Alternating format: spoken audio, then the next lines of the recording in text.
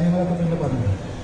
അങ്ങനെ പറഞ്ഞ് ഇപ്പോൾ അതൊരു 150 ബെഡുള്ള മൾട്ടി സ്പെഷ്യാലിറ്റി സൂപ്പർ സ്പെഷ്യാലിറ്റി ഹോസ്പിറ്റലാണ്.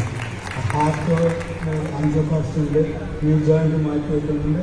അങ്ങനെ സൂപ്പർ സ്പെഷ്യാലിറ്റി അതേപോലെ തന്നെ സാധാരണക്കാരുടെ ഒരു ആശുപത്രിയിലേക്ക് പോകണമെന്നാണ് എൻ്റെ ആഗ്രഹം.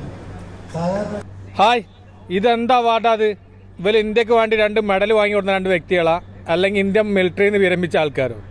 ഇങ്ങനത്തെ കുറേ ആൾക്കാരുണ്ട് ഇവർക്ക് അവാർഡ് കൊടുക്കണേ. കുണ്ടനാടിക്കുള്ള അവാർഡേക്കാരോ?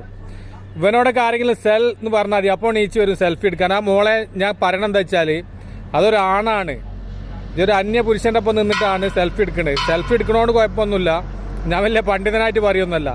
ഒരാണാണ്, ഓനൊരു വിചാരമൊക്കെ ഉണ്ടാവും. നിങ്ങൾ അവിടെയും ഇവിടെ ഒക്കെ ഒന്ന് തൊടുന്നുണ്ട്, നിങ്ങളെ മനസ്സിലാക്കില്ല. പിന്നെ ഇവൻ്റെ സെൽഫി എടുത്തിട്ട് മുന്നിൽ ഫ്രെയിം ചെയ്ത് വെക്കി. ഇനി വരുന്ന തലമുറ പഠിക്കട്ടെ, 2 വൃത്തികെട്ട 2 ജന്മങ്ങളുണ്ടായിരുന്നു ദുനിയാവിൽ നിന്ന്. ഇതൊക്കെ പറയുമ്പോൾ കുറേ ആൾക്കാർ പ്രതികരിക്കാൻ വരും. എന്താ വെച്ചാൽ എനിക്ക് എൻ്റെ പണിയെടുത്തൂടെ? എടാ ചെങ്ങേമാരെ, നല്ല നട്ടലില്ല ആണുങ്ങളാച്ചാൽ, നല്ല നിലയ്ക്ക് ജീവിക്കുന്ന ആൾക്കാരാച്ചാൽ പ്രതികരിക്കും. എന്താ വെച്ചാൽ ഇത് കാണുമ്പോൾ വലിയ സുഖമുള്ള പരിപാടിയൊന്നുമല്ലത്. ഇത് ഇങ്ങനെ ചെയ്ത് ഇവര് യൂട്യൂബിൽ നിന്നും ഇതിന്നൊക്കെ വരുമാനം കിട്ടി ഒരുപാട് പൈസ ഇട്ടിട്ടാണ് ഇവരൊക്കെ ഇങ്ങനെയൊക്കെ ചെയ്യുന്നത്. അപ്പം ഇനിയുള്ള ചെക്കന്മാരെന്താട്ട് ഇത് കണ്ടിട്ട് ഇനി വരുന്ന ചെക്കന്മാർ ഇതേമാതിരി ചെയ്യൂല അതിങ്ങനെ തോന്നുന്നുണ്ടോ? പിന്നെ എന്നോട് ചോദിക്കണ്ട, എനിക്ക് കണ്ടന്റ് ഇല്ലായിട്ടാണ് മറ്റേ ഇല്ലായിട്ടാണ്, ഞാൻ അതുകൊണ്ടല്ല ജീവിക്കണത്.